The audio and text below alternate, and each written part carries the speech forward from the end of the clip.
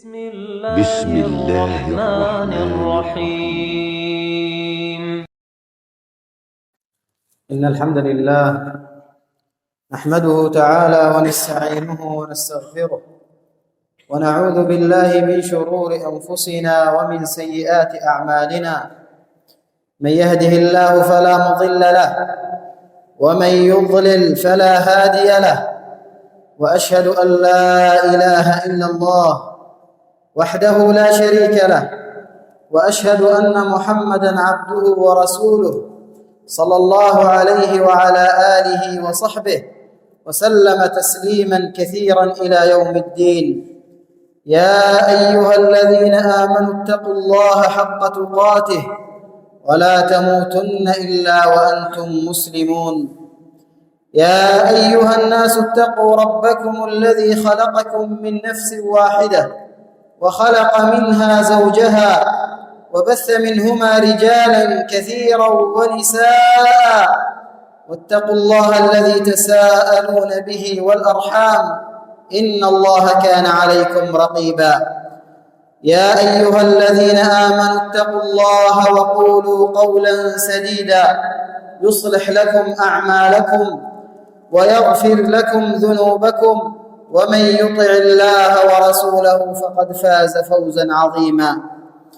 أما بعد، معاشر المسلمين، فاعلموا أن خير الكلام هو كلام الله عز وجل، وخير الهدي هدي محمد صلى الله عليه وسلم، وشر الأمور محدثاتها، وكل محدثة بدعة، وكل بدعة ضلالة، وكل ضلالة في النار. وإنما توعدون لآت وما أنتم بمعجزين. أيها الناس، حديثنا في هذا اليوم المبارك عن موضوع مهم، موضوع يحتاجه كل واحد منا. موضوع هذه الخطبة: كيف تكون سعيدا؟ كيف تكون سعيدا في دنياك وفي آخرتك؟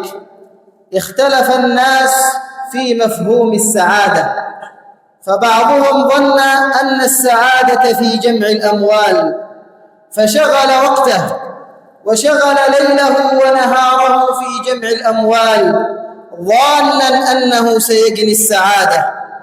ومنهم من ظن أن السعادة في بناء البيوت وزخرفة البيوت، فشغل نفسه بالزخرفة والتعمير.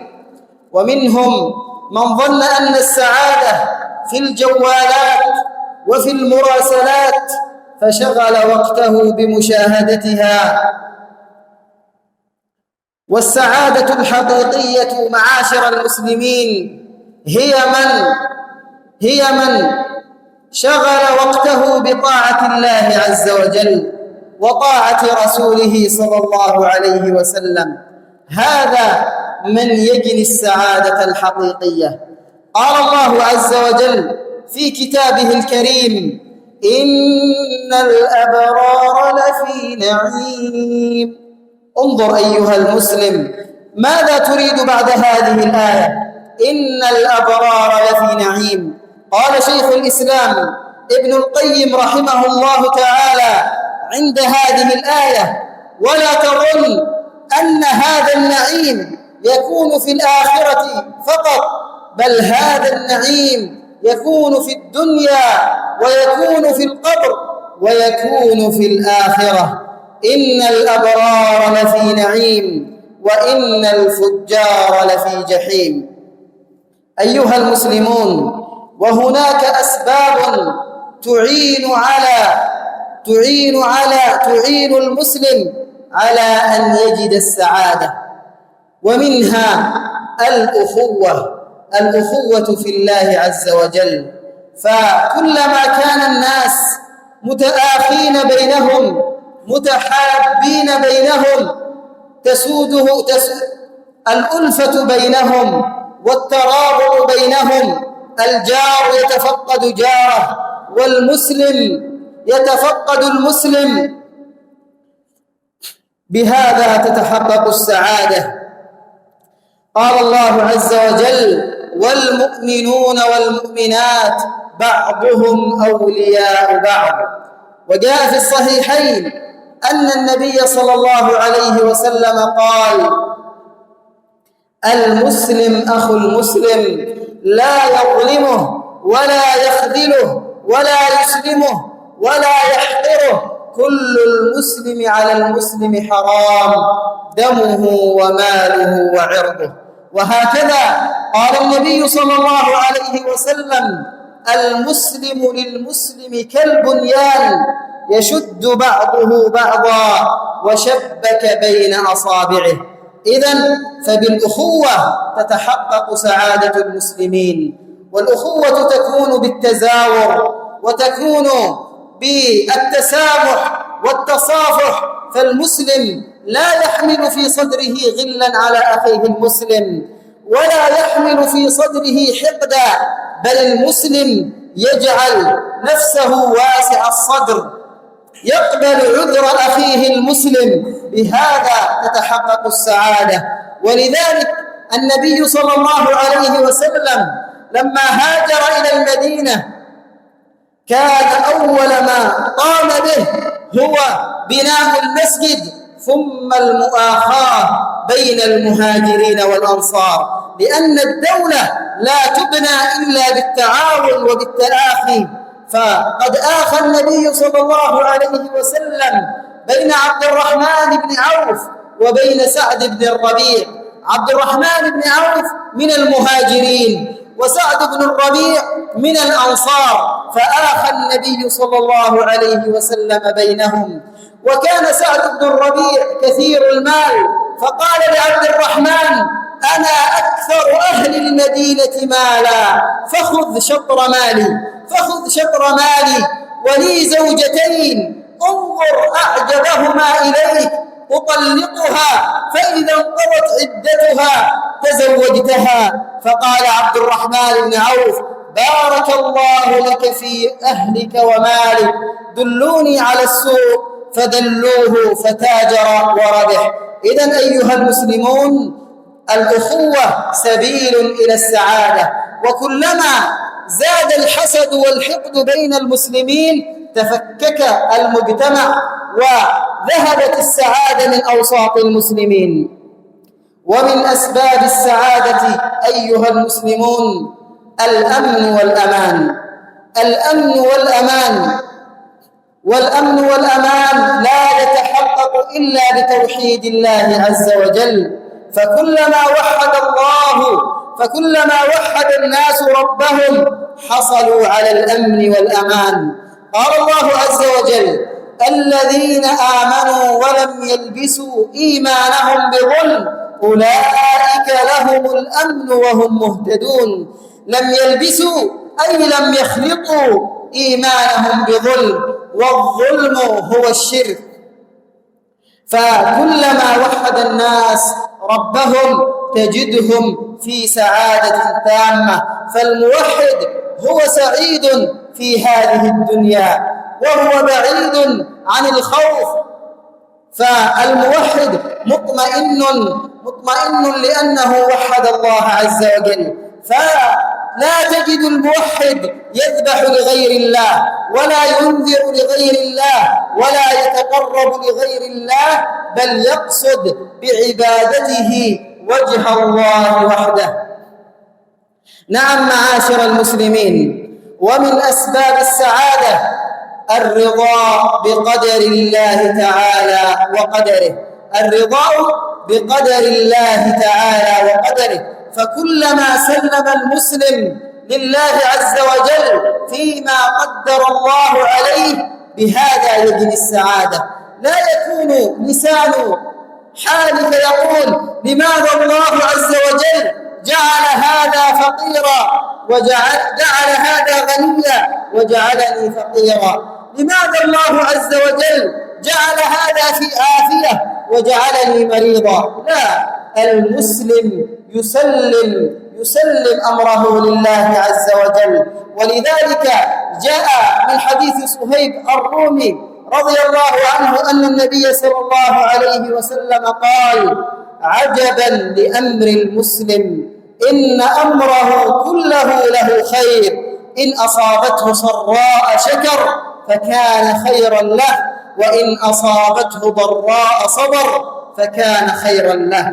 فالمسلم الموحد مطمئن بقضاء الله تعالى وقدره، فهو سعيد في هذه الدنيا. ومن أسباب السعادة معاشر المسلمين تجنب الفتن، فالمسلم يبتعد عن الفتن، المسلم لا يخوض في الفتن. فقد جاء عن النبي صلى الله عليه وسلم من حديث النعمان بن بشير أن النبي صلى الله عليه وسلم قال: إن السعيد لمن جنب الفتن، إن السعيد لمن جنب الفتن، إن السعيد لمن جنب الفتن، ولمن ابتلي فصبر فواها، أي فوا عجبا لهذا المسلم كيف صبر نفسه في هذه الفتن.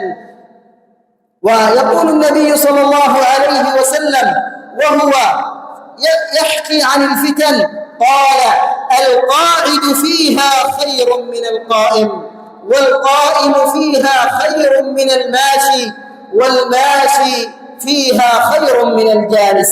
فالمسلم يبتعد عن الفتن، بهذا تتحقق السعادة. إذن أيها المسلمون، السعادة تتحقق بتوحيد الله عز وجل وطاعة الله عز وجل. قال الله عز وجل: وعد الله الذين آمنوا منكم وعملوا الصالحات ليستخلفنهم في الأرض كما استخلف الذين من قبلهم وليمكنن لهم دينهم الذي ارتضى لهم وليبدلنهم من بعد خوفهم أمنا يعبدونني لا يشركون بي شيئا. فالاستخلاف في الأرض والسعادة في الأرض مشروطة، والشرط أن تعبد الله وحده ولا تشرك به شيئا. ومن أسباب السعادة معاشر المسلمين طلب العلم الشرعي، فبطلب العلم الشرعي يجني المسلم علوما كثيرة بها يسعد، فيعبد الله عز وجل على علم وبصيرة. فيا أيها المسلم، فرغ نفسك ولو ساعة في اليوم تتعلم فيها كتاب الله عز وجل، وتتعلم فيها سنة رسول الله صلى الله عليه وسلم. فهذا التاجر قد يدخل في معاملة ربوية وهو لا يدري، فيبيع ويشتري ويدخل في الربا وهو لا يعرف أن هذا ربا وأن هذا محرم. إذن فبطلب العلم الشرعي يسعد المسلم. فيا أيها المسلمون، فلنتمسك بطاعة الله عز وجل، ولنتمسك بكتاب الله عز وجل وسنة رسول الله صلى الله عليه وسلم، ولنتآخى بيننا ولنتصافح ولنتسامح فيما بيننا، فبهذا تتحقق السعادة. قلت ما سمعتم وأستغفر الله لي ولكم. الحمد لله رب العالمين، والصلاة والسلام على نبينا محمد وعلى آله وصحبه وسلم تسليما كثيرا إلى يوم الدين. أما بعد، أيها المسلمون، والسعادة كما قلت أنها ليست في الدنيا فقط، بل المؤمن يسعد حتى في قبره. تبدأ سعادة المسلم من سكرات الموت، فعند سكرات الموت تأتي الملائكة وتبشره بما أعد الله له من الجنة. قال الله عز وجل في كتابه الكريم: إن الذين قالوا ربنا الله ثم استقاموا تتنزل عليهم الملائكة ألا تخافوا ولا تحزنوا وأبشروا بالجنة التي كنتم توعدون، نحن أولياؤكم في الحياة الدنيا وفي الآخرة، ولكم فيها ما تشتهي أنفسكم ولكم فيها ما تدعون. فالملائكة تبشر المسلم الموحد بهذا النعيم المقيم. وعندما يوضع في قبره، فقد قال النبي صلى الله عليه وسلم عندما يوضع العبد في قبره فإنه يرى مقعده من الجنة. إن كان مسلما فيرى مقعده من الجنة، وإن كان كافرا مشركا يرى مقعده من النار. وهذا يقوم ويصبح في قبره وهو ينظر إلى النعيم المقيم الذي ينتظره في الجنة من الجنان ومن البساتين ومن الأنهار ومن القصور ومن الحور العين، يقوم ويصبح على هذا المشهد. ومن عقيدة أهل السنة والجماعة أن نعيم القبر يجري على الروح والجسد، فهذا نعيم مقيم للمسلم. وهكذا المسلم في نعيم عند أهوال يوم القيامة، يوم أن تدنو الشمس من الخلائق قدر ميل. فالعرق يلجم بعض الناس، ومنهم من يبلغ العرق إلى كعبيه، ومنهم من يبلغ إلى حقويه، ومنهم من يبلغ إلى حجزته، ومنهم من يبلغ إلى ترقوته، ومنهم من يلجمه العرق إلجاما. والمسلم السعيد هو في ظل الرحمن يوم لا ظل إلا ظله عز وجل. إذن وهكذا عند تطاير الصحف فالمسلم يأخذ كتابه بيمينه. قال الله عز وجل في كتابه الكريم: فأما من أوتي كتابه بيمينه فيقول هاؤم اقرءوا كتابيه إني ظننت أني ملاق حسابيه فهو في عيشة راضية في جنة عالية قطوفها دانية كلوا واشربوا هنيئا بما أسلفتم في الأيام الخالية. وكذلك من سعادة المسلم في تلك الأهوال عند العبور على الصراط، فإن الله عز وجل يجعل للمؤمنين نورا يمشون به. قال الله عز وجل في كتابه: يا أيها الذين آمنوا توبوا إلى الله توبة نصوحا عسى ربكم أن يكفر عنكم سيئاتكم ويدخلكم جنات تجري من تحتها الأنهار يوم لا يخزي الله النبي والذين آمنوا معه نورهم يسعى بين أيديهم وبأيمانهم يقولون ربنا أتمم لنا نورنا واغفر لنا إنك على كل شيء قدير. هذه هي السعادة الحقيقية والسعادة العظمى يوم أن يدخل المسلمون الجنة. قال الله عز وجل: وسيق الذين اتقوا ربهم إلى الجنة زمرا حتى إذا جاءوها وفتحت أبوابها وقال لهم خزنتها سلام عليكم طبتم فادخلوها خالدين.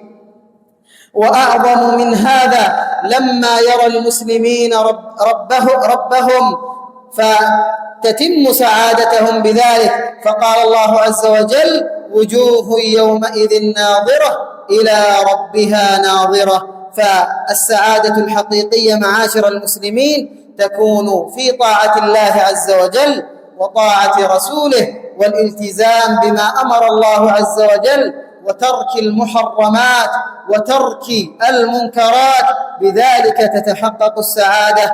أسأل الله عز وجل بمنه وفضله وجوده وإحسانه أن يوفقنا وإياكم لما يحب ويرضى وأن يجنبنا ما يكره ويأبى. اللهم أعز الإسلام والمسلمين وأذل الكفرة والمشركين. اللهم اجعل هذا البلد آمنا مطمئنا وسائر بلاد المسلمين. اللهم كن لإخواننا المستضعفين في فلسطين وفي كل مكان، والحمد لله رب العالمين، وصلى الله وسلم على نبينا محمد وعلى آله وصحبه أجمعين.